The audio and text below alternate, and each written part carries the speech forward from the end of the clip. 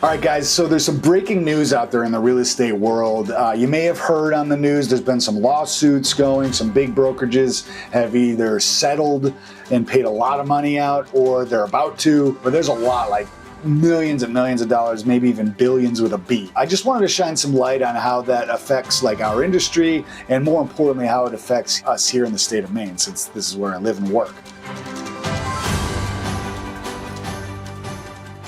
I want to talk first about my understanding about what's happening in the lawsuit, kind of give you some information about how it's going to affect us here in the state of Maine. First off, I'm not an attorney, and I'm just giving you like what I've heard, what my understanding is, and just kind of talk it through, just a general conversation about this and help shine some light on what's going to happen, if anything, here in the state of Maine. My understanding of this is there was a group of people selling their house who were claiming that it wasn't explained to them properly that a portion of the commissions that they paid was going to the buyer broker that represents the buyer, allegedly. So it's my understanding that the sellers allegedly weren't explained properly, that a portion of the commissions they were paying to sell their house was going to the broker that represents the buyer. Unfortunately, I'm not 100% sure how these documents and things played out in these other states. And I thought I would kind of explain like how it works here in the state of Maine and show you why it didn't happen here. And honestly, I think that the way we do it, it's spelled out very clearly. So not much, hopefully, will change here in the state of Maine.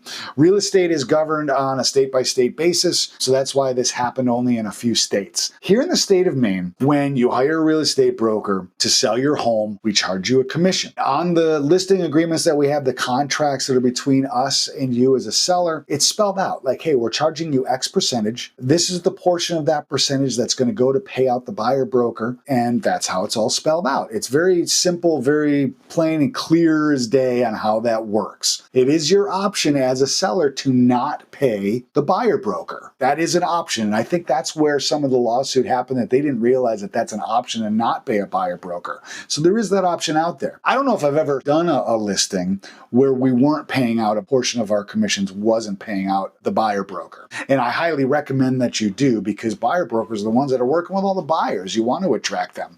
I think the best way to explain this in a simple terms is like if you have an item and you want to sell it on like what's popular now, Etsy or eBay, whatever that item is, you're selling it out there. Etsy and eBay are kind of like that buyer broker. It's almost like a finder's fee. You're willing to pay them because they have this huge pool of buyers that are going to come look at your item. Now, the listing broker, we're going to help with the marketing. We kind of help take your item and make it look awesome and put out the best presentation there. Give it, take photos, do a video, do other marketing to get the buyer pool as big as possible that are looking at your item. But you have to pay the listing broker to do all that marketing and get the word out and give the best presentation. But you also got to compensate Etsy and eBay as buyer brokers, so to speak, to bring those buyer pools to you and give you the most amount of eyeballs on your item, or in this case, your house. So everybody has to get compensated for that hard work. Here in the state of Maine, that's why it's spelled out. Hey, we're charging you X percentage, but a portion of that is going to the buyer broker to compensate them. And that's how it works here in the state of Maine. And that's why the state of Maine was not part of that lawsuit. And so I don't think much is going to change here in the state of Maine. If it does, we'll keep you informed. Thankfully, pat on our back, we've been doing a really good job on that.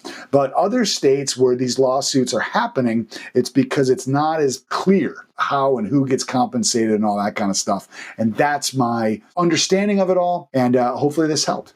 If you have any questions or comments, let me know. Comment below. We'd love to hear from you. And remember, if you make Maine your home, you don't have to do it alone. Please make sure that you subscribe to the channel and one of these buttons over here. You get a lot of great information about real estate, the state of Maine, cool things to do, all that kind of stuff. And of course, if you have any questions at any time, comment below or hit us up on all social media platforms and we'd love to help you out. And we love talking about Maine and real estate in Maine.